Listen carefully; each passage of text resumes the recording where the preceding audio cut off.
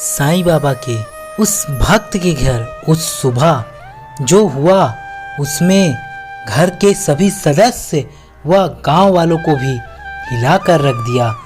दरअसल यहाँ साईं बाबा अपने भक्त के घर स्वयं आए खाना खाने। जो असली मामला था अगर आपने जान लिया तो आपके भी मुंह से अपने आप जय साईं राम निकलना शुरू हो जाएगा। भक्तों, तो चलिए जानते हैं आखिर क्या हुआ उस दिन। दोस्तों, साईं बाबा बड़े दयालु हैं। भक्तों की मन की पुकार सुनकर दौड़े चले आते हैं। साईं बाबा के चमत्कार के बारे में आपने तो कई बार सुना होगा, पर आज मैं साईं का जो चमत्कार आपको दिखाने जा रहा हूँ, यदि आप साईं को दिल से मानते हैं तो आज हम उनके चमत्कार आपको दिखा रहे हैं। एक बार सच्ची श्रद्धा के साथ कमेंट बॉक्स में ओम साईं राम जरूर लिखें। भक्तों, ये घटना है साईं बाबा के परम प्रिय भक्त की और कैसे बाबा ने उनके स्वप्न में आकर भक्त को दिया घर आने का आदेश। तो चलिए वीडियो शुरू करते हैं। भक्तों, सन 1917 में होली पूर्णिमा के दिन हेमांड पंत को एक स्वप्न हुआ। बाबा उन्हें एक सन्यासी के वेश में दिखे और उन्होंने हेमांड पंत को जगाकर कहा कि मैं आज दोपहर को तुम्हारे यहाँ भोजन करने आऊँगा।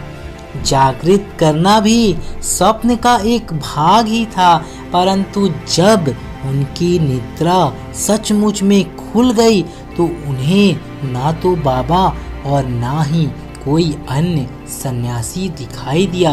वे अपनी स्मृति दौड़ाने लगे और जब उन्होंने सन्यासी के प्रत्येक शब्द की स्मृति हो आई, वे बाबा के सानिध्य का लाभ गत 7 वर्षों से उठा रहे थे तथा उन्हीं का निरंतर ध्यान किया करते थे। परंतु कभी भी उन्होंने ये आशा नहीं की थी कि साईं बाबा भी कभी उनके घर पधार कर भोजन कर उन्हें कृतार्थ करेंगे। बाबा के शब्दों से हर्षित होते हुए वे अपनी पत्नी के पास गए और कहा, आज होली का दिन है, एक सन्यासी अतिथि भोजन के लिए हमारे यहाँ पधारेंगे, इसलिए भात थोड़ा अधिक बनाना। उनकी पत्नी ने अतिथि के संबंध में पूछताछ की। अब हेमंड पंत ने वो बात को गुप्त ना रखकर स्वप्न का वृत्तांत सत्य सत्य सभी को बता दिया। तब वे संदेह पूर्वक पूछने लगी कि क्या यह भी कभी संभव है कि वे शिरडी के उत्तम भोजन त्याग कर इतनी दूर बांद्रा में अपना रूखा सूखा भोजन करने को क्यों पधारेंगे। हेमंड पंत ने विश्वास दिलाया कि उनके लिए क्या असंभव है, हो सकता है वे स्वयं ना आए और कोई अन्य स्वरूप धारण कर यहाँ पधारे। इस कारण थोड़ा अधिक भात बनाने में हानि ही क्या है। इसके उपरांत भोजन की तैयारियां प्रारंभ हो गई। होलिका पूजन प्रारंभ हो गया और दोनों ओर पत्तलें बिछाकर घर के आंगन में रंगोली डाल दी गई और 2 पंक्तियां बनाई गई और बीच में उस अतिथि मतलब साईं बाबा के लिए स्थान छोड़ दिया गया।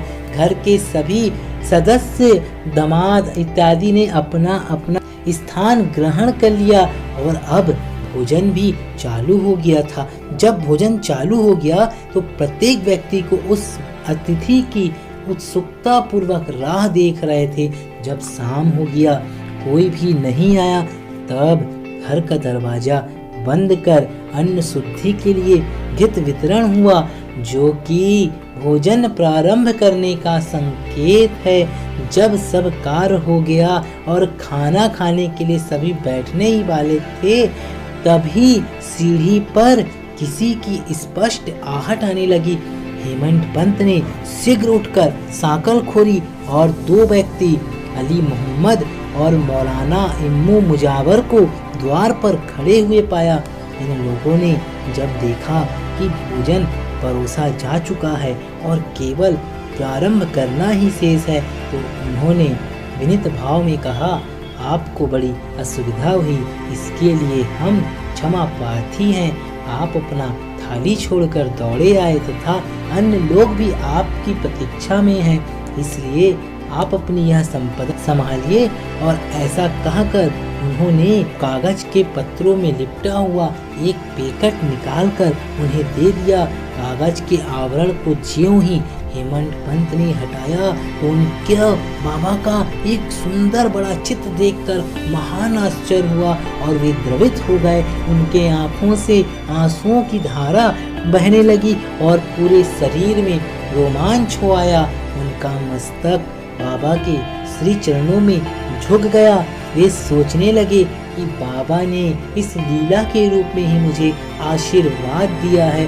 यह मनोहर चित्र कहाँ से प्राप्त हुआ, ये सभी घटना हम अगले वीडियो में आप लोगों को बताएंगे।